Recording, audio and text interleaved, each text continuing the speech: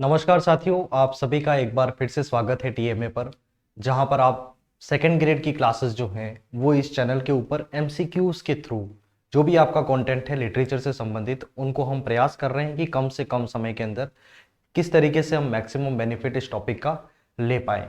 कल की क्लास के अंदर हम लोगों ने रेनेसा की बात कर ली थी। रेनेसा के अंदर स्पेसिफिकली हमने एलिजाबेथन एज की बात की थी, और आज इस क्लास के अंदर हम लोग बात करने वाले हैं जेकबियन एज। और जेकबियन एज के साथ ही उसके अंदर ही इंक्लूड हो जाएगा आपका कैरोलाइन एज, और इसके बाद जो मेटाफिजिकल मूवमेंट जो है उसकी बात भी जो है वो हम इसी के अंदर कर लेंगे। तो ये एक लेक्चर मात्र 15 से 16 प्रश्न के अंदर हमारा ये प्रयास है एक भी चीज एग्जाम पॉइंट ऑफ व्यू से जो इंपॉर्टेंट है वो छूट ना पाए। तो आइए शुरुआत करते हैं। सबसे पहले नए स्टूडेंट्स को बता देता हूं मैं, टीएमए जो है वो एक फ्री और डेडिकेटेड प्लेटफॉर्म है यूट्यूब के ऊपर, जहां पर कॉम्पिटिटिव एग्जाम से संबंधित अगर आप इंग्लिश सब्जेक्ट की तैयारी कर रहे हैं, चाहे फिर उसमें ग्रामर आता है चाहे उसमें लिटरेचर आता है, तो उनके ऊपर आगे आने वाले समय के अंदर बहुत अच्छे अच्छे डेडिकेटेड तौर पे इंग्लिश सब्जेक्ट के लिए, और साथ ही में अगर हो सका तो आगे आने वाले समय में हम अन्य सब्जेक्ट का भी कुछ अच्छा प्लान करेंगे। तो आप चैनल को सब्सक्राइब कीजिए, साथ ही में वीडियो को शेयर कीजिए और अपने दोस्तों तक भी पहुंचाइए, जिससे उनका भी कुछ हद तक काम जो है वो आसान हो सके। आइए शुरू करते हैं लेक्चर को। सबसे पहले मैं कुछ चीजें बता दूं। हमने हमारे लास्ट लेक्चर के अंदर जो बात करी है, पहले उसको थोड़ा सा रिवाइज करवा के फिर मैं आपके सामने ये पूरी चीज जो है वो प्रेजेंट करता हूँ। एक बात आई थी कि सर कर्सिव के अंदर थोड़ा सा समझने में एक दो स्टूडेंट्स को दिक्कत आई थी, तो ठीक है, देखो ऐसा तो नहीं है।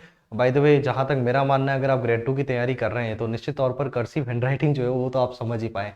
ठीक है, चलिए, जो भी आपकी सुविधा के लिए, तो मैं कोशिश करूंगा आज कुछ इस तरीके से लिखो जिससे सारी चीजें आपको समझ आए। ठीक है, यहाँ पे हमने जो बात करी थी हमारे लास्ट लेक्चर के अंदर, ठीक है, वो रेनेसा पीरियड की बात की थी हमने।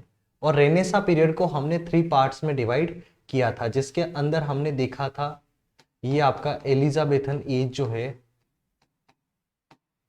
एलिजाबेथन एज, इसकी बात करी। फिर हमने बात करी थी सेकेंड जेकबियन एज, ये सेकेंड था हमारे इसी का डिवीजन। और थर्ड था हमारे पास कैरोलाइन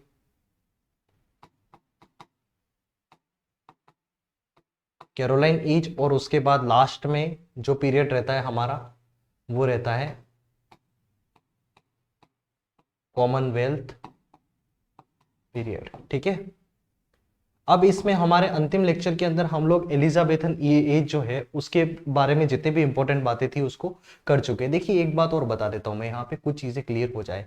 ये जो एलिजाबेथन एज और जेकबियन एज है, ये आपस में बहुत ज्यादा इंटरमिंगल्ड है, आप ये कह सकते हो। क्योंकि रीजन ये है, जो राइटर्स आपके एलिजाबेथन एज के अंदर लिखते आ रहे थे वही राइटर्स आगे आके जैकबियन एज के अंदर भी लिखते हैं। जैसे कि मैं आपको बता दूं, इसका जो टाइम पीरियड रहा था वो रहा था 1558 से 1603, ये आपके टाइम पीरियड रहा था एलिजाबेथन एज का। वहीं पर जैकबियन एज जो है वो 1603 से 1625, ये एज आपकी जैकबियन एज रही थी। इसके बाद कैरोलाइन एज की बात करें तो ये 1625 से 49, ये एज आपके यहाँ पे इसकी रही थी। और उसके बाद 49 से, ठीक है, 1649 से 60 तक ये आपका एज रहा था कॉमनवेल्थ पीरियड। ये सारी चीजें हमको देखनी है। ठीक है, अब इसके अंदर इस पर्टिकुलर लेक्चर के अंदर हम इन तीनों की ही बात कर लेंगे। जो भी इंपॉर्टेंट राइटर्स, रिप्रेजेंटेटिव ऑथर्स आपके आते हैं इस पर्टिकुलर एरा के, उनकी बात हम कर लेंगे। और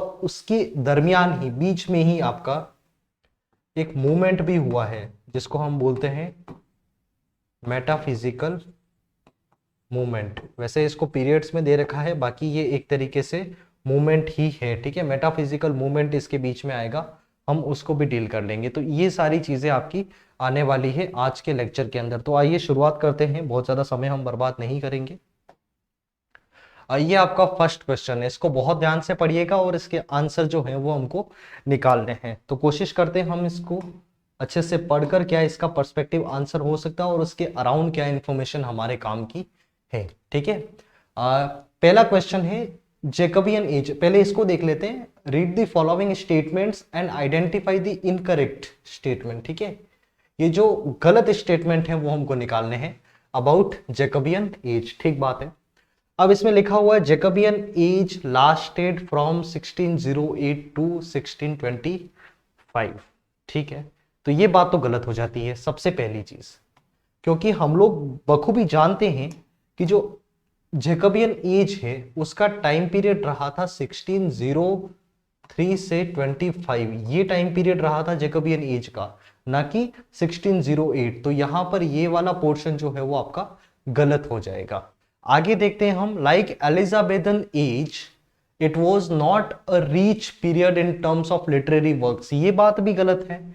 रीजन है सर, भाई एलिजाबेथ एज के अंदर जो राइटर्स थे वही राइटर्स आगे जाकर जैकबियन एज के अंदर भी लिख रहे हैं, तो वो पीरियड अगर रीच हुआ लिटरेरी वर्क के अकॉर्डिंग, तो फिर कि ये कैसे हो सकता है कि जैकबियन एज जो है वो उतना रीच नहीं रहे। बिल्कुल गलत बात है, हम इसका समर्थन नहीं करते हैं।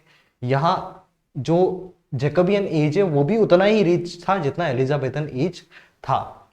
अब इसके बाद देखना, यहां पे लिखा हुआ the king himself published some great works including, ये देखना, ये आपने नहीं पढ़ा होगा, a counter blast to tobacco. ये जो जेम्स फर्स्ट थे उन्हीं के शासनकाल को हम बोलते हैं जैकोबियन एज, ये बात ध्यान रखें। तो भाई जेम्स फर्स्ट वो खुद ही इतना इंटरेस्टेड था लिटरेरी वर्क्स के अंदर, इवन दो तो उन्होंने अपने पोइट्री के वॉल्यूम भी पब्लिश करवाए थे। तो अगर उसका खुद का रुचि इतना है साहित्य के अंदर, तो हम ये नहीं कह सकते कि उसके साथ में जो भी उसकी प्रजा जो है वो अगर साहित्य में रुचि नहीं ले, तो ये बात बहुत कम संभव लगती है हमको। ठीक है, यहां बात है, तो ये बात ठीक है, किंग ने भी बिल्कुल ये काउंटर ब्लास्ट टू टोबैको ये इन्होंने लिखा था 1604 में और इसको पब्लिश करवाया था। इसके बाद है शेक्सपियर, बेन जॉनसन, बिमाउंट, फ्लेचर, ये FLE हो जाएगा यहां पे, फ्लेचर, वेबस्टर, फॉर्ड, वेबस्टर के बाद यहां पे कोमा आ जाएगा, दोनों अलग अलग हैं। Middleton were some of the greatest dramatist, ये बात भी ठीक है। ध्यान रखें जैकबियन एरा के अंदर जो इंपॉर्टेंट ड्रामेटिस्ट आते हैं आपके, उनमें शेक्सपियर का नाम आता है, क्योंकि शेक्सपियर ने कुछ अपने बहुत इंपॉर्टेंट वर्क इस जैकबियन एरा के अंदर आके पब्लिश करवाए थे। उनके अंदर आपने दो का तो नाम सुना ही होगा जो बहुत इंपॉर्टेंट हैं दोनों ही। The first one is the Macbeth और second one is the Tempest. ये दोनों ही वर्क हैं, ये लिखे गए थे जैकबियन एज के अंदर, तो निश्चित तौर पर ही शेक्सपियर इस समय के थे। बेन जॉनसन तो इन्होंने भी अपने कुछ बहुत इंपॉर्टेंट वर्क एलिजाबेथन एज से लिखते हुए आ रहे थे, लेकिन इन्होंने जैकबियन एज के अंदर आके भी अच्छा लिटरेचर लिखा था। इसके बाद बिमाउंट है, तो बिल्कुल ठीक बात है, ये भी लिखते आ रहे थे। बेसिकली जो बिमाउंट है ना, ये ध्यान रखें आप, इन्होंने अपने मोस्ट ऑफ वर्क जो है फ्लेचर के साथ कोलेब्रेशन में लिखे थे। ठीक है, बिमाउंट एंड फ्लेचर। तो यहां पर क्वेश्चन बन सकता है कि which of the following authors wrote most of their literary works in collaboration. तो बिमाउंट एंड फ्लेचर इन दोनों ने बहुत सारे वर्क जो हैं कोलेबरेट करके लिखे थे। वेबस्टर बहुत बड़ा नाम है, द डचेस ऑफ माल्फी सुना होगा आपने, द वाइट डेविल है, वो भी उनकी रचना है। इसके बाद फोर्ड ने भी कुछ रचनाएं लिखी थी जो हम आगे देखने वाले हैं। मिडल्टन जो है उनकी भी काफी अच्छी रचनाएं हैं, वर some of the greatest dramatist. तो ये बात ठीक है, हम इन दोनों बातों का समर्थन करते हैं। Donne and Drayton were famous lyric poets, ये बात ठीक है, क्योंकि जैकबियन एज जिस समय चल रहा था उसी दरमियान मेटाफिजिकल मूवमेंट जो है उसकी भी शुरुआत हो जाती है, और उसके अंदर डन है, जॉन डन, शायद साहित्य का कोई विद्यार्थी ही ऐसा हो जो इनका नाम नहीं सुना हो जॉन डन का, और साथ ही में ड्रेटन, ये दोनों लिरिक पोइट्स थे। तो ठीक बात है, ये दोनों बहुत इंपॉर्टेंट लिरिक पोइट्स थे इस एज के अंदर, तो इसका भी हम समर्थन करते हैं। Answer the questions using code below, ये यहाँ पे F ऑप्शन नहीं है। अब इनमें क्या है, इनकरेक्ट ढूंढना है कि इनमें से इनकरेक्ट कौन कौन से। तो हमने देखा C, D और E ये तीनों तो करेक्ट हैं, और A और B जो है वो इनकरेक्ट है। तो आंसर अपना हो जाएगा 4th नंबर का। ठीक है, ये बात ध्यान रखें आप। तो मैकबेथ और टेम्पेस्ट हमने देख लिया, इसी एज के अंदर लिखा गया था, ये सारे इंपॉर्टेंट ड्रामेटिस्ट है। अब एक बात ये देखना, जो लिटरेरी पीरियड्स हैं उनके अंदर स्टूडेंट्स के सामने सबसे बड़ा इश्यू ये है कि सर कितना पढ़े हम लोग। मैं यहां पर भी आपको एक ही बात बता रहा हूं, मानो अगर आपके लेक्चर सिलेबस के अंदर कोई एज दे रखी है तो फिर आपको क्या करना है, उस एज के कुछ कैरेक्टरिस्टिक्स देख लेने हैं आपको, और उसके बाद उस एज के जो रिप्रेजेंटेटिव ऑथर्स हैं उनके बारे में थोड़ी सी जानकारी ले लें, और कोई बड़ा रिप्रेजेंटेटिव ऑथर है तो उनकी एक दो रचनाएं जो हैं जो बहुत ज़्यादा इंपॉर्टेंट है उनको याद करके जाएं। आप इतना पढ़ के जाएंगे फिर आपका बेसिक्स जो है वो कंप्लीट हो जाएंगे। बहुत अच्छे चांसेस है कि आप अपने आंसर जो है वो ठीक करके आए एग्जामिनेशन हॉल के अंदर। ठीक है, अगर कोई ऐसा क्वेश्चन आ जाता है तो मैं आपको ट्रूली ये बात बता रहा हूँ, सेकेंड ग्रेड के जितने भी कैंडिडेट इस समय एग्जाम के अंदर अपीयर होने वाले हैं उनमें से एक भी स्टूडेंट ऐसा नहीं होगा जिनको एक एक राइटर की सारी रचनाएं याद हैं और करनी भी नहीं होती है और एग्जामिनर का ध्यान उनके ऊपर जाता भी नहीं है। ये चीज संभव नहीं है। आपको करना है रिप्रेजेंटेटिव ऑथर्स के बारे में और उनकी एक दो इंपॉर्टेंट रचनाएं हैं तो उनको अच्छे से याद कर ले। और सबसे बड़ा क्वेश्चन तो ये पूछा जा सकता है कि सर उस पर्टिकुलर एज से कौन कौन से राइटर्स बिलोंग करते हैं, वो एज कब चला, उस समय किसका शासन था। तो ये सारी चीजें जो हैं वो आपके सामने क्लियर हो जाती है इस एक क्वेश्चन से। हमने देख लिया कि किंग जेम्स जो है उनके बारे में थोड़ी सी मैं जानकारी यहां पर आपको दे देता हूं। किंग जेम्स के बारे में आपको कुछ चीजें जानने की आवश्यकता है यहां पर जो मुझे लगता है। अब देखिए किंग जेम्स के बारे में क्या चीजें आपको जाननी है। ठीक है, वापस कर्सिव पर आ ही गया हूं मैं, लेकिन ठीक है कोशिश करूंगा थोड़ा अच्छे से लिख पाऊं जिससे सारे स्टूडेंट्स समझ पाए। जो किंग जेम्स हैं इनके बारे में क्या जानना है, इनका जो रेन है वो इंग्लैंड में तो चला था 1603 से 25। ठीक है, अब इसका रीजन क्या था, जो किंग एलिजाबेथ थी, जो हम एलिजाबेथन एज पढ़कर आए हैं, जो किंग एलिजाबेथ थी उनके कोई भी संतान नहीं थी, इसलिए इनके एक कजिन जिनका नाम था किंग जेम्स, जो ये जेम्स जो है ये उस समय शासन कर रहे थे बेसिकली स्कॉटलैंड के अंदर। स्कॉटलैंड के अंदर उसी समय ये रूल कर रहे थे। ठीक है, अब वहां पर ये जेम्स 6 के तौर पे रूल कर रहे थे, यहां पर ये जेम्स 6 के तौर पे रूल कर रहे थे।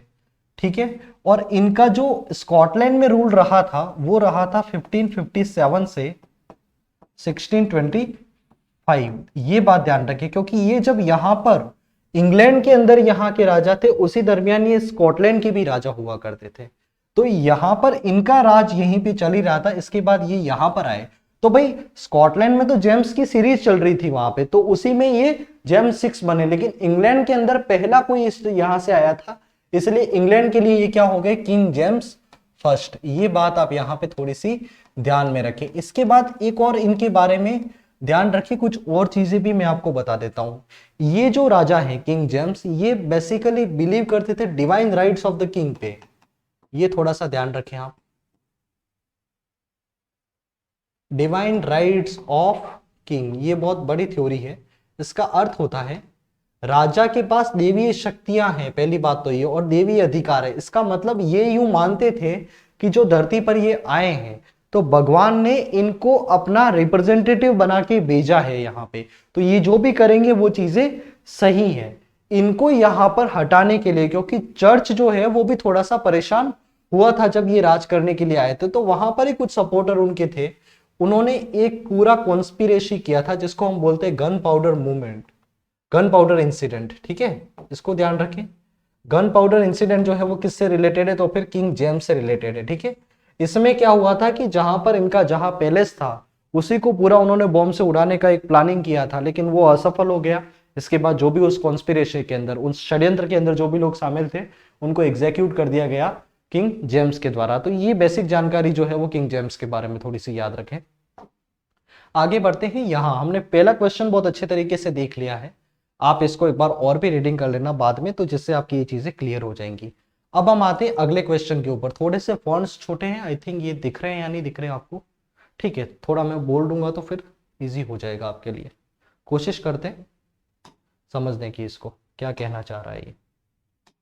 देखना, read the following statements about King James. King James के बारे में कुछ स्टेटमेंट दे रखे हैं and answer the right ones using the code below. जो राइट हैं हमको वो निकालने हैं, इनमें से कौन से सही है इन सारे स्टेटमेंट्स के अंदर जो भी आपको दिए रखे हैं उसमें देखते हैं हम। सबसे पहला है जेम्स फर्स्ट ऑफ इंग्लैंड। अभी मैंने बताया था इंग्लैंड के जो जेम्स फर्स्ट थे एंड 6 ऑफ स्कॉटलैंड, तो बिल्कुल ठीक बात है, वही स्कॉटलैंड के 6 नंबर के थे। Ascended the throne of England after the death of queen Elizabeth in 1603, तो ठीक बात है, इन्होंने जो इंग्लैंड का शासन संभाला था 1603 की 3 में, ठीक है। इसके बाद divine rights of king were proclaimed in 1604, इन्होंने बता दिया था कि भाई जो राजा है उसके पास क्या है, डिवाइन राइट्स है। अभी मैंने इसके बारे में बात कर ली है। 47 writers were appointed to write authorised version of Bible in 1611, ये बात भी ठीक है कि इस पर्टिकुलर एज के अंदर 47 राइटर्स को अपॉइंट किया गया था ताकि वो जो बाइबल है उसका एक ऑथोराइज्ड वर्जन इन्होंने पब्लिश करवाया था। तो बहुत इंपॉर्टेंट घटना है ये जैकबियन एज की। इसके बाद इसके अंदर कुछ और राइटर्स भी ऐड हुए थे, तब जाके इन्होंने इसको पूरा किया था, जो बाइबल है उसको, ऑथोराइज्ड वर्जन ऑफ बाइबल, इसको बिल्कुल अंडरलाइन कर दे और बहुत इंपॉर्टेंट है आपके एग्जाम पॉइंट ऑफ व्यू से। और उसका ईयर भी याद रखें, ये कब की बात है, तो 1611 की बात है। The gun powder plot was an incident executed to depose King James from his throne, ये भी मैंने आपको अभी थोड़ी देर पहले बता दिया था।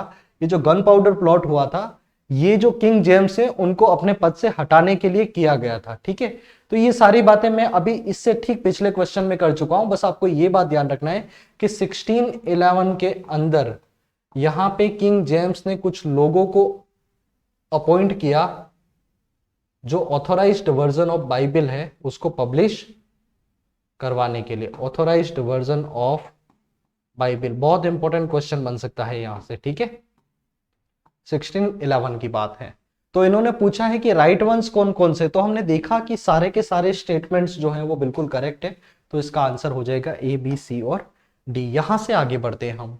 अब थोड़ा सा फॉन्ट्स बड़े हो गए तो उसमें थोड़ी सी दिक्कत हो, तो वैसे वो सारा मैं पहले समझा चुका हूं। यहां देखना, consider the following facts about Jacobean age and identify the incorrect one. इन सारे फैक्ट्स को पढ़ना है, फिर हमको बताना है कि इनमें से इनकरेक्ट कौन सा है। आई थिंक ये देखिए, आप इसको थोड़ा सा भी अगर ध्यान से देखेंगे ना, इन क्वेश्चंस को इस तरीके से बनाया गया है कि आपका बैकग्राउंड भी कंप्लीट हो, इसके बाद आपके बेसिक्स जो हैं, जो कैरेक्टरिस्टिक्स हैं किसी पर्टिकुलर एज के बारे में, वो भी कवर हो जाए, और उसके बाद इंपॉर्टेंट राइटर्स भी कवर हो जाए। और आगे जैसे जैसे हम बढ़ते जाएंगे, यू विल सी उन राइटर्स की अगर कोई इंपॉर्टेंट रचना है तो वो भी इन 15 से 16 प्रश्न के अंदर मात्र हमने पूरा करने की कोशिश की। तो सोचिए इन प्रश्नों के अंदर कितना एफर्ट किया गया होगा, ठीक है। अब देखना, जैकबियन एज के बारे में कुछ चीजें हम पढ़ते हैं। यहां लिखा हुआ है, in a sense it was an age of great flowering of literature and in a sense it was an age of decadence. देखना, एक सेंस में तो अपन ये कह सकते हैं, in a sense it was age age of great flowering of literature. तो literature जो है काफी फला फूला इस पर्टिकुलर दौरा में, एक बात तो ये भी है। लेकिन यहां पे हम देखेंगे तो यही एन एज ऑफ डिकेडेंस भी है। डिकेडेंस का अर्थ में आपको उससे पहले भी बता चुका था, हमारे कुछ वीडियोस हुए हैं उसमें, पतन होता है। पतन भी हुआ था और अच्छा लिटरेचर फ्लोरिश भी हुआ था। इसका रीजन बताता हूं मैं आगे बढ़ के। ये रीजन भी आपके सेकेंड लाइन में आ गया है। The number of truly Jacobean writers, ये देखना, द नंबर ऑफ जो ट्रूली जैकोबियन राइटर्स थे can be counted on the fingers. बहुत कम राइटर्स ऐसे थे जो सिर्फ जैकोबियन एज से बिलोंग करते थे, क्योंकि मोस्ट ऑफ राइटर्स ऐसे थे जो एलिजाबेथन एज से ही लिखते हुए आ रहे थे। ये बात मैंने आपको पहले ही बता दी है। फिर हम देखते हैं यहां पे कुछ और जानकारी है बेकन के बारे में। इनकी ये रचना बहुत इंपॉर्टेंट है, निश्चित तौर पर इसको याद रखें। यहां लिखा गया है, एडवांसमेंट ऑफ लर्निंग, और साथ ही में दूसरी रचना आपको दे रखी है नोवम ऑर्गेनम। ये दो रचनाएं हैं इनकी, इनको याद रखें। ये वर लिखे यहां पे, वॉज हटा दे इसको, were some famous works of Bacon in this age. तो ये बात भी ठीक है, यहां पर हमने देखा था, ये बात भी ठीक थी, ये बात भी ठीक थी। विलियम शेक्सपियर रॉट इन एलिजाबेथन एज ओनली। तो सर यहीं पे यही बात तो गलत हो जाती है ना।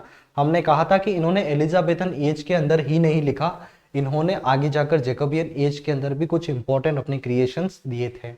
फिर हम आते हैं नेक्स्ट क्वेश्चन के ऊपर। Puritan poetry is divided into. ये बहुत इंपॉर्टेंट क्वेश्चन है और इन्हीं की हम आगे जाके बात करने वाले हैं। प्यूरिटन पोएट्री जो है उसको कितने पार्ट्स में डिवाइड किया गया है। तो poetry of school of Spencer, ये बात ठीक है, एक पार्ट तो ये हो जाता है इसका।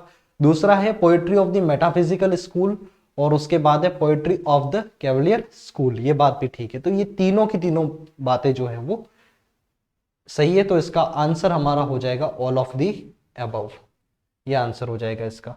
इसको एक बार पढ़ ले, अच्छे से याद भी कर ले इसको। Poetry of school of Spencer है, इसके बाद सेकंड हम देखते हैं poetry of the metaphysical school है, और उसके बाद थर्ड जो है वो आपके सामने कैवलियर पोएट्स है। ठीक है, all of the above. Next, which of the following is incorrect about poetry of school of Spencer. देखना है, जो अभी हमने प्यूरिटन पोएट्री की बात करी, ये प्यूरिटन पोएट्री क्या है, अगर आपके मन में ये सवाल आता है तो मैं आपको क्लियरली बता देता हूं, ये वही पोएट्री है जो आपकी जेकबियन एज, कैरोलाइन एज, और उसके बाद में जो कॉमनवेल्थ एज है, इन तीनों एज को मिलाकर आप कह सकते हो मोटा मोटी तौर पे। तो इनके अंदर जो पोएट्री लिखी गई थी उसी को हम बोलते हैं प्यूरिटन पोएट्री, क्योंकि मैंने आपको बताया था जेकबियन एज अगर अकेले ही पढ़ोगे तो उसके अंदर बहुत ज्यादा है नहीं पढ़ने को कुछ भी। खाली आप 2-4 राइटर्स जो हम पहले भी उनके लिए फैमिलियर हैं उनको पढ़ लेंगे आप, और 5-6 जानकारियां और होती है। तो हमने क्या करा इस पर्टिकुलर लेक्चर के अंदर, इसके बाद वाले जो पीरियड्स आते हैं, क्योंकि रेनेसा दे रखा है तो रेनेसा के अंदर कैरोलाइन और जो कॉमनवेल्थ है वो आपके ऑटोमेटिकली इंक्लूड हो जाता है। ठीक है, तो यहां देखना, हमने बोला कि which of the following is incorrect about poetry of school of Spencer. ठीक है, जो स्कूल ऑफ स्पेंसर का पोएट्री था उसमें देखते हैं हम, दिस स्कूल इंक्लूड्स, अब इसमें कौन कौन से, एडमंड स्पेंसर जो है वो इसका हेड था, and the poets who followed Spencer. तो ये बात ठीक है, एक तो एडमंड स्पेंसर खुद, और उसके बाद वो पोएट्स जिन्होंने इनको फॉलो किया। अब इसमें वो कौन कौन से पोएट्स हैं जिन्होंने इनको फॉलो किया, विलियम ब्राउनी ये इनके साथ हैं, जॉर्ज विदर ये भी इनके साथ हैं, फिनिस फ्लीचर ये भी इनके साथ हैं, और Giles Fletcher were some of the famous poets of this school. तो ये दोनों ही जानकारियां सही है। यहां पूछा है इनकरेक्ट क्या है, तो ना ही एक इनकरेक्ट है और ना ही B, not A and not B, ये इसका एग्जैक्ट आंसर हो जाएगा। मैं आपको थोड़ा समय देता हूं, एक बार इन सारे राइटर्स को बहुत अच्छे से पढ़ लीजिए ताकि ये चीजें आपकी क्लियर हो जाए। एडमंड स्पेंसर इसके हेड हैं, इसके बाद विलियम ब्राउनी इनके साथ आ जाते हैं, जॉर्ज वीथर हैं, फिनिस फ्लेचर हैं, उसके बाद गाइल्स फ्लेचर। तो ये दो तो फ्लेचर याद रखें आप, फिनिस और गाइल्स, इसके बाद ब्राउनी और वीथर, ये दो नाम जो है वो आप याद रखें। तो इससे आपका poetry of school of Spencer हो जाएगा। स्पेंसर की रचनाएं हमने कल पढ़ ली थी, जैसे इनकी सबसे बड़ी इंपॉर्टेंट जो रचना आती है वो आती है एस्ट्रोफल, उसके बारे में हम बात पिछली क्लास के अंदर करते हुए आए हैं, क्योंकि ये इन्होंने एडमंड स्पेंसर ने भी एलिजाबेथन एज के अंदर भी लिखा है। ठीक है, फिर आगे बढ़ते हैं हम, ये थोड़ा सा छोटा हो जाएगा पर आई थिंक विजिबल है। चलिए, अब ये रीजन यूं है इतने बड़े बड़े क्वेश्चंस आपको इसलिए दिख रहे हैं क्योंकि मैंने कोशिश की है कि इस एक क्वेश्चन के अंदर आपकी 5 से 6 जानकारियां जो है वो कवर हो जाए, इसलिए ये आपको क्वेश्चंस इतने बड़े बड़े दिख रहे हैं। ठीक है, और मैंने वो सारी क्वेश्चन भी इसी फॉर्मेट से बनाए हैं कि कभी कभार होता है ना एग्जामिनर किस तरीके से हमसे क्वेश्चंस गलत करवाता है सारी जानकारियां होते हुए भी। ठीक है, ये एग्जाम्पल अगर आप यहीं पर देखोगे तो आपको पता पड़ जाएगा इनकरेक्ट क्या है। हमको दोनों स्टेटमेंट ठीक लगे, हम बेसिकली क्या करेंगे इसमें, यहाँ कुछ ए और बी ऑप्शन दोनों ही गायब हो गए हैं क्या, ए में था आपका ए ओनली फिर बी ओनली इस तरीके से लिख रखा था, और बोथ वाला भी था, बोथ ए एंड बी, तो बेसिकली स्टूडेंट्स वहां चल जाते हैं। यहां देखना, read the following statements about metaphysical school of poetry, ये बहुत इंपॉर्टेंट है। मेटाफिजिकल जो है वो यहीं पर अपना हो जाएगा, and answer the using the code below, और उसके बाद इसका आंसर देना है हमको। स्पेलिंग इसका थोड़ा सा सही कर लेना, आंसर। चलिए, अब इसमें देखना क्या क्या चीजें हैं, ये सारे के सारे कैरेक्टरिस्टिक्स हो जाएंगे आपके मेटाफिजिकल स्कूल ऑफ पोएट्री के, और बहुत इंपॉर्टेंट है, पूरी संभावना है यहां से प्रश्न पूछा जाए। इट एम्प्लॉइज, इसके अंदर क्या क्या चीजें एम्प्लॉय होती है, किन किन चीजों को इस्तेमाल होता है, तो ये अनयूजुअल इमेजेस को इस्तेमाल करता है। पहली बात, taken from different fields of knowledge, ये अलग अलग फील्ड से लेकर आते हैं उन इमेजेस को, फिर वो हिस्ट्री से हो सकता है, ज्योग्राफी से हो सकता है, एस्ट्रोनॉमी से हो सकता है, और उसके बाद मैथमेटिक्स से हो सकता है। सारे अलग अलग सब्जेक्ट से ये लोग क्या करते थे, ऐसे एग्जाम्पल्स लेके आते थे। जैसे कि देखना, एक जॉन डन ने अपनी एक कविता के अंदर एक एग्जाम्पल दिया है, आप इसी को देखना, ये कंपास होता है, आपको पता हो तो। इसको हम इस तरीके से सर्कल बनाने के अंदर इस्तेमाल करते हैं क्या।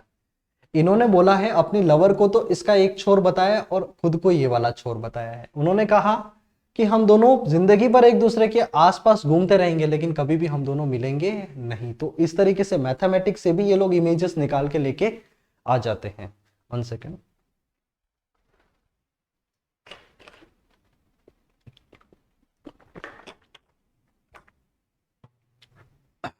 हाँ जी, सेकेंड है, it frequently makes use of paradox. ये बात भी ठीक है, पैराडॉक्स का इस्तेमाल भी इनके अंदर खूब होता है। तो दोनों ही बातें इसको याद रखिए। ये जो आपके सामने लाइंस के अंदर लिखे गए हैं यही मेटाफिजिकल पोएट्री के कैरेक्टरिस्टिक्स हैं। इट यूजेस कंसीट्स, इन सारे शब्दों को मैं अभी समझाऊंगा आपको। एग्जैजरेशन है, quibbling about words, display of knowledge, far fetched images, ये सारी बातें ठीक है, इन सभी को अलग अलग से मैं समझा रहा हूं आपको। John Donne, George Herbert, Richard Crashaw, Henry Vaughan, Abraham Cowley, Robert Herrick, Thomas Carew and Andrew Marvell were some of the famous metaphysical poets.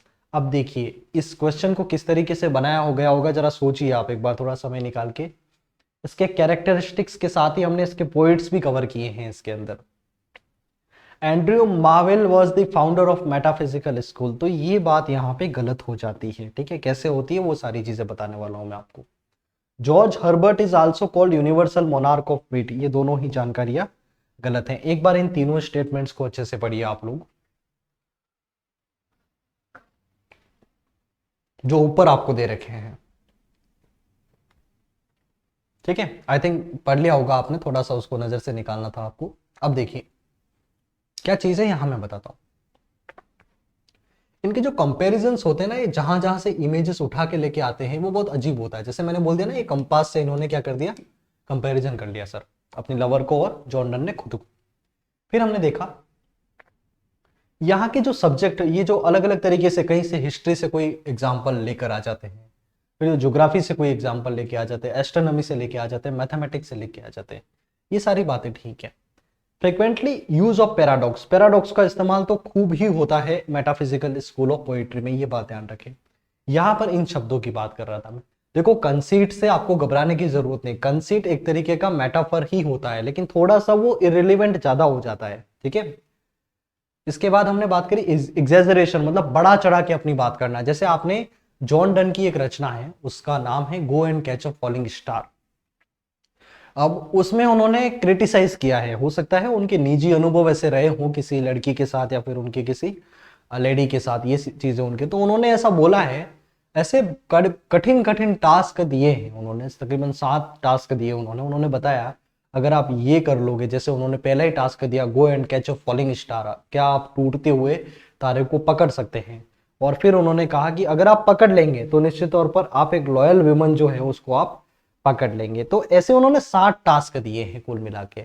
तो ऐसी बड़ा बड़ा एग्जेजरेशन जो है वो हम देखते हैं। क्विबलिंग अबाउट वर्ड्स, मतलब सीधी बात कभी नहीं करते सर, ये बड़ी बड़ी इमेजेस को लाके अंदर डाल देते हैं, मतलब ये सारी चीजें जो है वो हम देखते हैं। इसके बाद डिस्प्ले ऑफ नॉलेज, ये बात ठीक है। जैसे सैमुअल जॉनसन और ड्राइडन के बारे में 2 फैक्ट्स हैं जो इसमें इंक्लूड नहीं है, मैं अभी आपको बताने वाला हूँ। जॉन डन, ये सारे राइटर्स के नाम याद रखने हैं आपको, उसमें कोई दो राय नहीं है और इसमें कुछ है भी नहीं समझाने जैसे वाले जैसा। Andrew marvel was the founder of the metaphysical school, ये बात गलत है। मेटाफिजिकल स्कूल के फाउंडर जो थे वो थे जॉन डन, ठीक है। इसके बाद एक बहुत प्रचलित टाइटल दिया जाता है जॉन डन को ही, जॉर्ज हर्बर्ट को नहीं दिया जाता है। ये जो यूनिवर्सल मोनार्क ऑफ वीट बोला जाता है, ये बोला जाता है जॉन डन को ही बोला जाता है, ठीक है। ये दोनों बातें ध्यान रखें आप लोग, ठीक है। पूरी संभावना है मेटाफिजिकल स्कूल से अगर आपका क्वेश्चन बनता है तो जॉन डन से बन जाना चाहिए, ठीक है। अब इसके बाद एक चीज देखना, थोड़ा मैं इसको उस स्लाइड के ऊपर आता हूं जहां पे हमने काम कर रखा है, ठीक है। अब देखना 2 शब्द हैं, एक होता है मेटाफिजिक्स,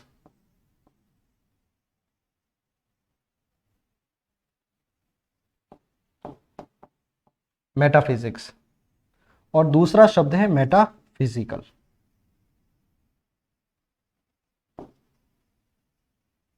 ये दोनों शब्दों को देखें आप। मेटाफिजिक्स शब्द का इस्तेमाल किया था जॉन ड्राइडन ने।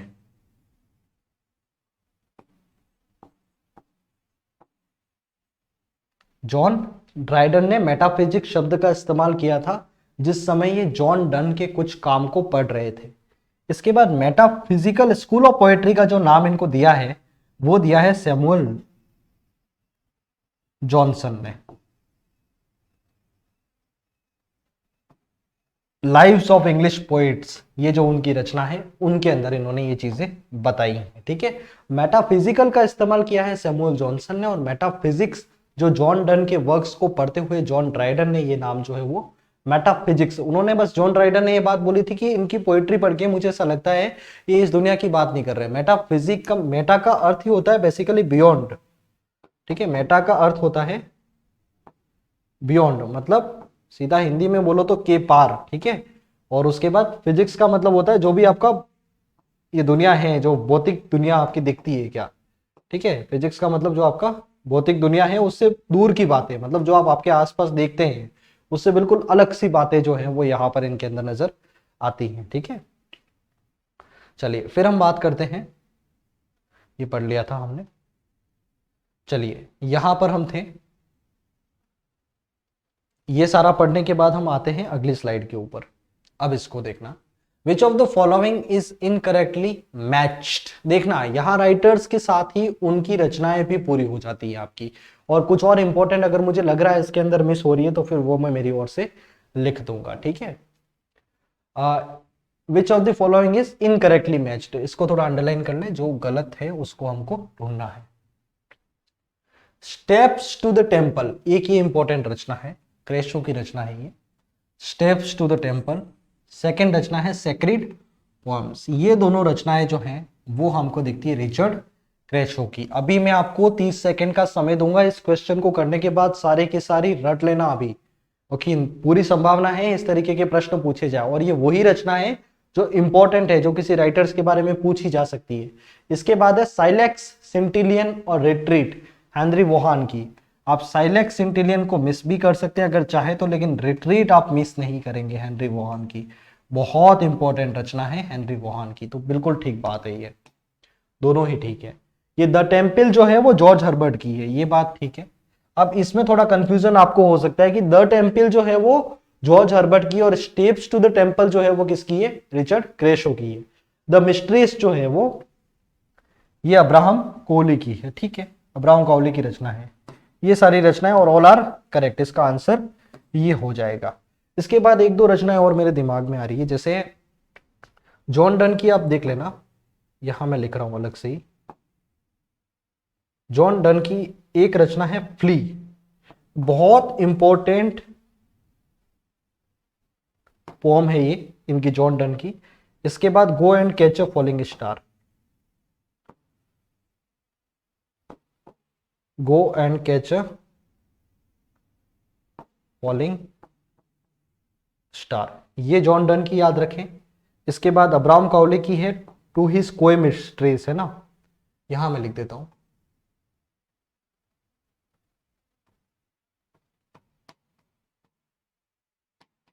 टू हिज कोई मिस्ट्रेस, ये अब्राहम कोहली की ये दोनों रचनाएं, और साथ ही में जॉन डन की ये दोनों रचनाएं। फ्ली जो है उसको भी याद रखें। ठीक है, अच्छा जैसे अभी मैं आपको बताता हूं, थोड़ा सा मैं टॉपिक से हटता हूं। फ्ली जो है ये रचना में क्या होता है, जैसे मैंने आपको बताया ना, इनकी बहुत सोच अलग होती है, मतलब बड़ी बड़ी बातें होती है, कभी कभार आम आदमी के समझ में नहीं आती है। इनका सब्जेक्ट होता है फिलोसॉफी, इनका कभी कभार सब्जेक्ट होता है लव एंड लस्ट के ऊपर ये लोग बात करते हैं। ठीक है, और ऐसी बातें जो इस नॉर्मल दुनिया की नहीं है उन बातों को करते हैं। अब इन्होंने क्या कहा है, ये जो फ्ली है ये एक इंसेक्ट है। ठीक है, ये क्या होता है, बेसिकली मानो ये जॉन डन है, ठीक है, और मानो ये कौन है, उनकी प्रेमिका है। अब यहाँ पे क्या है, इन्होंने बोला है, देखिए मतलब जैसे अगर संभावना कम है दो प्रेमियों के मिलने की, तो जॉन डन जो है उसके लिए कहां तक सोच लेते हैं यहां आपको पता पड़ेगा। इन्होंने क्या बोला है कि ये जो इंसेक्ट है ये कीड़ा काटकर इनको काट कर गया, तो उसके अंदर इसका ब्लड आ गया, ठीक है, उस पर्टिकुलर कीड़े के अंदर, और ये कीड़ा जाके फिर इनको काटता है। ठीक है, और उस कीड़े के अंदर दोनों का खून मिल जाता है। तो उन्होंने कहा कि निश्चित तौर पर हम इस तरीके से नहीं मिले तो यहां पर तो हम मिले ही हैं, और इस तरीके से आज के बाद हम लोग एक हो गए। तो इस तरीके की बातें जो है वो हम यहाँ पर इनके अंदर देखते हैं। ठीक है, खैर ये सारी बातें अलग है, थोड़ी सिलेबस से हटके हो जाती है अपने, लेकिन थोड़ा समझा दिया है मैंने आपको ये किस तरीके की बातें करते हैं। ठीक है, इसको मिटा देते हैं हम, और बाकी ये मैंने आपको बोला था 20 सेकंड का समय दूंगा, इनको बहुत अच्छे से पढ़ लें आप एक बार। बहुत इंपॉर्टेंट रचना है सारी की सारी। साइलेक्स सेंटिलियन और रिट्रीट ये दोनों हैं हेनरी वोहान की। Steps to the temple, sacred poems ये दोनों है रिचर्ड क्रेशो की। इसके बाद ये द मिस्ट्रेस जो है वो अब्राहम काउली की है। इसके बाद जॉन डन की मैंने आपको बता दी, flea and catch a falling star, और अब्राहम काउली की है टू हिज कोय मिस्ट्रेस। ठीक है, यहाँ पे हम आगे बढ़ते हैं। Read the following statements about metaphysical movement. Metaphysical movement के बारे में कुछ स्टेटमेंट्स है, उनको पढ़ना है। And answer the question using the code below. ये नीचे कोड दे रखे, इन चारों स्टेटमेंट को पढ़ेंगे, क्या सही है क्या गलत है उसको हम निकालने की कोशिश करेंगे। ठीक है, Andrew Marvel had a mastery of handling of versus. देखना, जो भी जितने भी मेटाफिजिकल राइटर्स हुए हैं उसमें एंड्रयू मार्वल जो है उनके बारे में ये चीज ध्यान रखनी है आपको कि इनका जो हैंडलिंग ऑफ वर्सेस था, मतलब जिस तरीके से ये वर्सेस को इस्तेमाल करते थे, क्या बिल्कुल एक प्रॉपर अपन वर्स जो है वो उनकी राइटिंग के अंदर देखते हैं, तो ये हैंडलिंग ऑफ वर्स जो है वो इनका बहुत अच्छा था। After Donne, Abraham Cowley is regarded as the greatest representative of metaphysical poetry. ठीक है, डन के बाद सेकंड नंबर पे अगर मेटाफिजिकल स्कूल ऑफ पोएट्री के अंदर कोई इंपॉर्टेंट फिगर आता है तो उनका नाम हो जाता है अब्राहम काउली। इसके बाद George Herbert is called saint of metaphysical school. ये बात भी ठीक है, जॉर्ज हर्बर्ट को बोला जाता है सेंट ऑफ मेटाफिजिकल स्कूल। तो ये तीनों चीजें अपने सामने सही है। इसके बाद है डन्स पोएम इंक्लूड अर्थली लव भी है और स्पिरिचुअल लव भी है। ये दोनों लव जो है वो इनके सब्जेक्ट रहे हैं। ये तो चारों के चारों स्टेटमेंट जो है वो सही है। इनको एक बार आप बहुत अच्छे से पढ़ लें।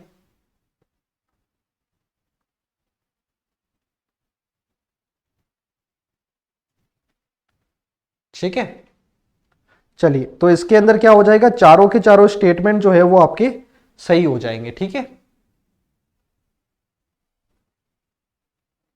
आगे बढ़ते हैं हम।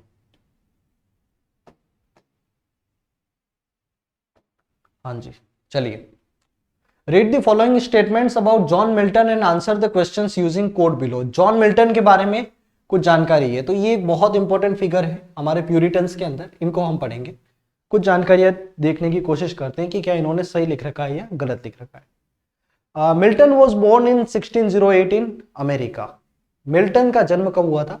1608 में हुआ था इनका जन्म, और अमेरिका में हुआ था। देखते हैं क्या है आगे। He had little knowledge of classical literature. ये भी देखते हैं, little knowledge classical literature. Milton was in strong opposition of Hellenic art. ठीक है, ये भी देखते हैं क्या सही बोला गया गलत है। Lycidas is Milton's first didactic poem. ठीक है, देखते हैं first didactic poem. Camus is famous elegy written by Milton. Camus जो है वो elegy है जो मिल्टन ने लिखी है। W.B. Yeats stated about him, thy soul was like a star that dwelt apart. ये बोला गया है W.B. Yeats के द्वारा। देखते हैं क्या है इसमें।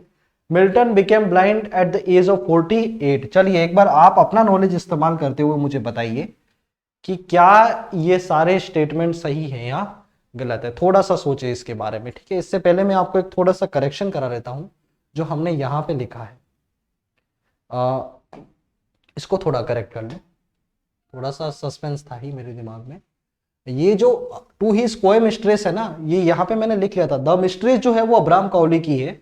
इसके बाद इसी के जैसी एक रचना का नाम है जिसको हम बोलते हैं टू हिज कोय मिस्ट्रेस। टू हिज कोय मिस्ट्रेस ये लिखी थी एंड्रयू मार्वल ने। ये थोड़ा सा करेक्शन है। ठीक है, ये थोड़ा देख लेना आप इसको, फिर आगे बढ़ते हैं हम। यहां पे आते हैं। अब देखिए इन सारे जो स्टेटमेंट्स हैं इनको बताता हूं मैं क्या है यहाँ पे। मिल्टन वॉज बोर्न इन 1608, बिल्कुल ठीक बात है, 1608 में इनका जन्म हुआ था, लेकिन अमेरिका में नहीं हुआ था। ये जो जन्म हुआ था इनका वो हुआ था लंदन में। ठीक है, तो ये पहला स्टेटमेंट जो है वो गलत हो जाता है। सेकंड देखते हैं, he had little knowledge of classical literature, बिल्कुल गलत बात है। इनका जो क्लासिकल लिटरेचर का नॉलेज था वो बहुत अच्छे स्तर का इनके पास क्लासिकल लिटरेचर का नॉलेज था, तो ये बात भी गलत हो जाती है। Milton was in strong opposition of Hellenic art, भाई सबसे बड़ा समर्थक था हेलेनिक आर्ट का, तो ये बात भी गलत है। हेलेनिक मतलब जो ग्रीक आर्ट है उसका बहुत बड़ा समर्थक था Milton. Lycidas is Milton's first didactic poem, ये बात भी गलत है। पहली बात ये डायडेक्टिक पोएम नहीं है, और दूसरा लेसिदास जो है वो क्या है, एक एलिजी है, ठीक है, बहुत फेमस एलिजी है। फिर Comus is famous elegy written by Milton, ये बात गलत है। यहां इन दोनों को अलग कर दिया गया है, मैं इन दोनों को बताता हूं आपको। W.B. Yeats stated about him thou soul was like a star that dwelt apart, ये बात लिखी गई है, ठीक बात है, लेकिन ये W.B. Yeats ने नहीं बोला है, ये बात बोली है वर्ड्सवर्थ ने, ठीक है, ये बोली है बात वर्ड्सवर्थ ने, ना कि ईट्स ने। Milton became blind at the age of 48, ये भी गलत है, सारे के सारे स्टेटमेंट गलत है। ये 48 की एज में ब्लाइंड नहीं हुए थे, ये हुए थे 44 की एज में। इसके बाद देखना, इनकी जो फर्स्ट डायडेक्टिक पोएम है वो लिसिदास नहीं है, वो है केमस। अच्छा, किसी के मन में डाउट हो डायडेक्टिक का मतलब क्या होता है, तो उसका मीनिंग मैं आपको बता देता हूं। डायडेक्टिक का मीनिंग होता है उपदेशात्मक, ठीक है, जहां पर कोई उपदेश दिया जाए, उपदेशात्मक, ठीक है। तो ये केमस थी, ना कि लेसिडास थी। और केमस is famous elegy written by Milton, केमस नहीं है, जो उनकी जो फेमस एलिजी है वो है लिसिदास। ये सारी जानकारी आप ध्यान रखें मिल्टन के बारे में। तो देखिए एक क्वेश्चन के अंदर मिल्टन के बारे में कितने फैक्टर्स आपके इंक्लूड हो जाते हैं, ठीक है। एक और आएगा जहां पे मिल्टन मेरे ख्याल से पूरा हो जाएगा आपके। देखिए 2 क्वेश्चन के अंदर ही हमने मिल्टन को जितना पढ़ना है उसके बारे में सारी जानकारियां कवर कर ली है। Identify the incorrect statement about John Milton, John Milton के बारे में इनकरेक्ट स्टेटमेंट को निकालना है, ठीक है। Milton's famous works include the him of nativity, बिल्कुल ठीक बात है, ये मिल्टन ने ही लिखा है, द हिम ऑफ नेटिविटी। इसके बाद एल एग्रो, ये भी ठीक है, इन्होंने ही लिखा है। इसके बाद पेंसिरोजो, ये भी इन्होंने लिखा है। सैमसन एगनिस्ट, ये भी इन्होंने लिखा है। पैराडाइज लॉस्ट, पैराडाइज रीगेंड, ये दोनों एपिक हैं, इन्होंने ही लिखे हैं, तो बिल्कुल ठीक बात है, ये दोनों के दोनों ये पहला स्टेटमेंट अपना सही हो जाएगा। ये इंपॉर्टेंट वर्क है सारे के सारे। कोई पूछे भाई मिल्टन के बारे में कितना याद करके जाना, तो मैं बिल्कुल बताऊंगा सर इतनी चीजें आप याद करके जाना। His epic Paradise Lost is compared with Homer and Virgil, बिल्कुल ठीक बात है, जो उनकी Paradise Lost इन्होंने जिस तरीके से लिखी थी, इससे उनको होमर और वर्जिल से भी कंपेयर किया जाता है, तो ये बात भी ठीक है। Milton was the potential son of Spencer was quoted by William Shakespeare, ये गलत हो गया सर, ये गलत हो गया, ये बोला था ड्राइडन ने बोला था, जॉन ड्राइडन ने ये बात बोली थी that he was potential son of Spencer, ठीक है, ये स्टेटमेंट ध्यान रखें, और किसने बोला है वो भी ध्यान रखें, जॉन ड्राइडन। तो हमको पूछा था इनकरेक्ट निकालना, तो इनकरेक्ट तो बिल्कुल यही हो जाएगा अपना, ठीक है। Paradise Lost and Paradise Regained are his famous biblical words, biblical मतलब उनकी आत्मकथा की तरह इनको लिखा गया, जहां पे ये खुद की बातें करते हैं। तो इसका आंसर जो है वो क्या हो जाएगा हमारे लिए, ये जो सी है वो हो जाएगा, क्योंकि ये गलत है, बाकी ये चारों स्टेटमेंट जो है वो ठीक है। आते हैं अगले क्वेश्चन के ऊपर। कमेंट सेक्शन में जरूर बताएं स्टूडेंट्स मेरे को कि आपको ये जो प्रयास है वो कैसा लग रहा है, और इस प्रयास से आपका रिवीजन जो है उसको दिशा मिल रही है या नहीं मिल रही है। अगर आपको ऐसा लगता है कि आपका ये सारा कंटेंट जो है वो यूजफुल है और आगे के स्टूडेंट जो दूसरे स्टूडेंट्स हैं उनकी भी हेल्प कर सकता है, तो निश्चित तौर पर इसको शेयर भी कीजिएगा। Read the following statements about Jacobean and Caroline drama and identify the incorrect one। देखो एक जो पीरियड है उसके बारे में क्या क्या चीजें पढ़नी होती है, हमको पढ़ना होता है उनका कैरेक्टरिस्टिक्स, कैरेक्टरिस्टिक्स के बाद उनके जो ऑथर्स होते हैं। अब ऑथर्स के अंदर भी 3 टाइप के, कुछ ऐसे होते हैं जो पोएट्री लिखेंगे, कुछ होंगे जो ड्रामा लिखेंगे, कुछ होंगे जो नॉवेल लिखेंगे। इन 3 की बेसिकली हम बात करते हैं, और फिर अगर एसेइस्ट अगर 1-2 है तो उनको भी हम इंक्लूड कर लेते हैं। यहां पर हम देखिए जो अब हमने अभी तक जो बात करी वो पोएट्री की बात कर ली हमने, और उसके साथ ही हमने जो प्लेज है जो ड्रामा है उनकी बात कर ली। अब हम बात कर रहे हैं इस पर्टिकुलर एरा के अंदर जैकबियन और जो कैरोलाइन ड्रामा है, अब बात कर रहे हैं हम ड्रामा के बारे में, ठीक है। अब इसमें क्या बताना है आपको, इनकरेक्ट वन कौन सा है इसके अंदर, ठीक है। देखना, Ben Jonson was one of the greatest dramatist of Jacobean era, ये बात ठीक है, हमने पहले ही बात कर ली थी। बेन जॉनसन जो है वो बहुत इंपॉर्टेंट ड्रामेटिस्ट थे इस एरा के। John Marston Thomas Dekker, Thomas Heywood, Thomas Middleton, John Webster, John Fletcher, John Ford were some of other dramatist of Jacobean and Caroline age. ये आपको मैं जस्ट 30 सेकंड का समय दे रहा हूं, इन सब राइटर्स के नाम को अच्छे से पढ़िए एक बार, और ये बहुत इंपॉर्टेंट राइटर्स है सारे के सारे। एक बार मेरे साथ ही पढ़ लीजिए आप। John Marston, Thomas Dekker, Thomas Heywood, Thomas Middleton, John Webster, John Fletcher, John Ford, ये सारे के सारे नाम आपको याद रखने, और इनका संबंध पूछा जाए तो फिर वो जैकोबियन और कैरोलाइन एरा से होता है। इसके बाद Duchess of Malfi, the White Devil were written by Thomas Middleton. इस स्टेटमेंट के ऊपर हम विचार करेंगे। Thomas Dekker wrote shoe makers holiday, ये स्पेलिंग गलत हो गया यहाँ पे, हॉलीडे है ना। Old Fortunatus and honest whore, ठीक है, ये स्टेटमेंट भी ठीक है, लेकिन यहां ये वाला जो स्टेटमेंट है वो गलत हो जाएगा। रीजन है, मैंने अभी थोड़ी देर पहले ही बोला था कि डचेस ऑफ माल्फी और द वाइट डेविल जो है वो लिखे गए थे टॉमस मिडल्टन के द्वारा, नहीं लिखे गए थे। ये लिखे गए थे जो एक इंपॉर्टेंट राइटर आते हैं जिनको हम बोलते हैं जॉन वेबस्टर।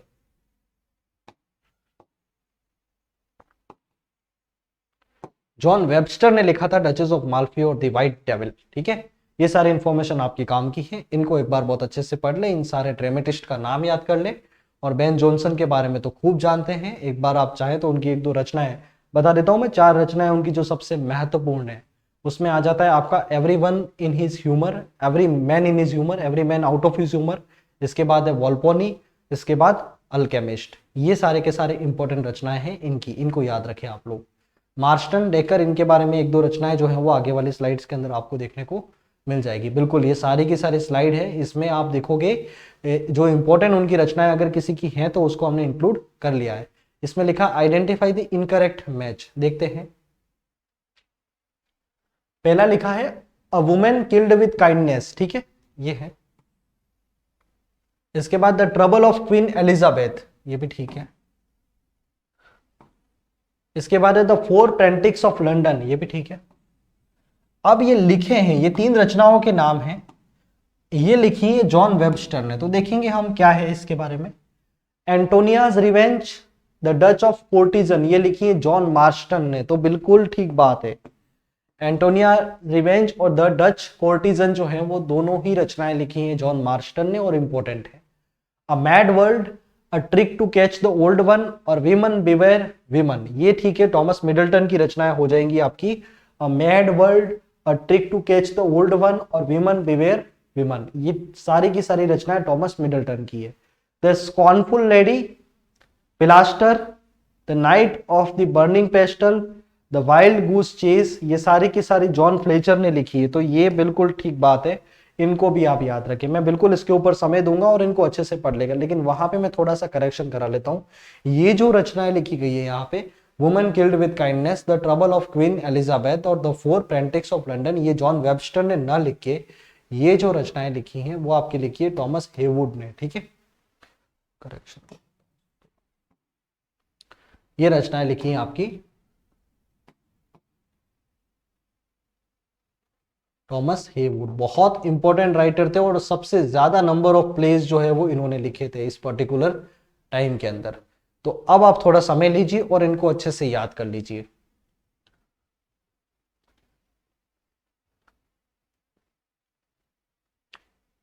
ठीक है, बढ़े आगे। Which of the following was not written by John Ford. John Ford ने क्या नहीं लिखा था? देखिए सभी राइटर्स की रचनाएं आ गई आपके 4-5 क्वेश्चन के अंदर ही। यहां लिखा है द ब्रोकन हार्ट, ये जॉन फॉर्ड ने लिखा था क्या? बिल्कुल ठीक बात है, ये जॉन फॉर्ड ने ही लिखा था। फिर है लवर्स सेक्रीफाइस, ये भी ठीक बात है, ये भी इन्होंने लिखा था जॉन फॉर्ड ने।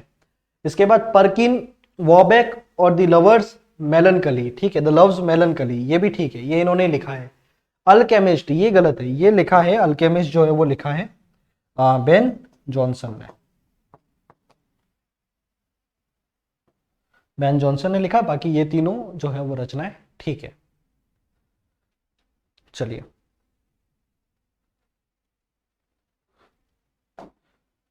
इसके बाद बात करते हैं हम identify incorrect statement about prose of Jacobean and Caroline period. देखो प्रोज की बात भी कर ली हमने, ड्रामा की बात भी कर ली, ये सारी चीजें हम यहाँ पर देखते हैं। इसके बाद क्या, in this age authorised version of Bible was published in 1611 with the help of 50 writers. ठीक है, बेकन, रॉबर्ट बर्टन, ये बर्टन का एक और मैं रचना लिखवा देता हूं, उसको याद रखें आप लोग। Sir Thomas Browne, Jeremy Taylor were some of the greatest prose writers, ये बात ठीक है। It was not a rich period for prose writing. Sir कैसे हो सकता है, इतने बड़े बड़े नाम आ रहे हैं अगर, तो फिर ये गलत बात हो जाती है। John Milton wrote is masterpiece tracts on education and Areopagitica, ये बात ठीक है, ये सारी की सारी इसी एरा के अंदर लिखी गई थी, तो ये स्टेटमेंट जो है वो अपना गलत हो जाएगा। ठीक है, चलिए इसके बाद आगे बढ़ते हैं हम। Identify the incorrect match, holy living and holy dying, ये लिखा है जेरेमी टेलर ने। ठीक है, रिलीजियो मेडिसी, टॉमस ब्राउनी। ठीक है, anatomy of melancholy, Robert Burton, आ गया आपका, मैं इसी की बात करने वाला था रॉबर्ट बर्टन के बारे में। कंप्लीट एंगलर, ये लिखा है आइजैक वोल्टन ने, ये बात भी ठीक है, और ऑल आर करेक्टली मैच्ड, तो बिल्कुल ठीक बात है, ये सारे के सारे बिल्कुल ठीक तरीके से मैच हो रखे हैं। ठीक है, एक बार इनको भी अच्छे से पढ़ लें तो यहाँ पर आपका ये जो प्रोज राइटिंग है वो भी कंप्लीट हो जाएगा। और इसी के साथ आपका ये जो पूरा एरा पढ़ना था आपको, जैकबियन, मेटाफिजिकल, इसके बाद और भी जो जानकारी आपके इसके संबंध में थी, कैरोलाइन एज की भी हमने कुछ बात कर ली, तो इनके साथ ही हमारा रेनेसा पूरा कंप्लीट हो जाता है ऑफिशियली। और उसके बाद हमने जैकबियन एज को भी पढ़ लिया है, और इन्हीं के साथ हमने जो मेटाफिजिकल मूवमेंट इनके बीच में चला था, रेनेसा क्या ही मूवमेंट था एक, हमने उसको भी पढ़ लिया है। अब हमारी अगली क्लास जो है वो न्यू क्लासिकल एज के ऊपर होगी।